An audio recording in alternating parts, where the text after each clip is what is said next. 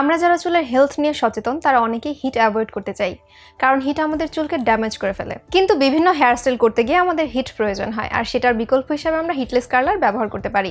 আমি নাজনীন বর্ষা আছি আপনাদের সাথে। আজকে আপনাদেরকে দেখাবো কিভাবে হিটলেস কার্লার ব্যবহার করতে হয়। হিটলেস কার্লার ওভারনাইট রেখে দিলে সবথেকে ভালো ফল পাওয়া যায়, কিন্তু আপনার যদি সময় স্বল্পতা থেকে থাকে তাহলে আপনি দিনের বেলায় 4 থেকে 5 ঘন্টা সময় নিয়ে হিটলেস কার্লারটি ব্যবহার করতে পারেন। হিটলেস কার্লারটি পুরোপুরি ড্রাই চুলে ব্যবহার না করে হালকা ড্যাম্প চুলে ব্যবহার করলে সবথেকে ভালো ফল পাওয়া যাবে। এজন্য আমি প্রথমে একটি স্প্রে বোতলে পানি নিয়ে নিয়েছি এবং আমার চুল 20%-এর মতো ড্যাম্প করে নিব। প্রথমেই আমি একটি ক্লক ক্লিপের সাহায্যে হিটলেস কার্লারটিকে সেট করে নেব। প্রথমে চুলকে কয়েকটি ছোট ছোট সেকশনে ভাগ করে নিয়ে এর সাথে টুইস্ট করতে থাকবো। সামনে এবং পিছনে দুই জায়গা থেকে চুল নিতে হবে। এরপরে টুইস্টটাকে স্ক্রাঞ্চি দিয়ে সিকিউর করে নিচ্ছি। এই একইভাবে এই পাশটাও করে নিচ্ছি।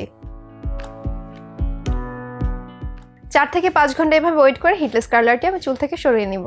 5 ঘন্টা পার হয়ে গিয়েছে, তাই এখন আমি হিটলেস কার্লারটি রিমুভ করব।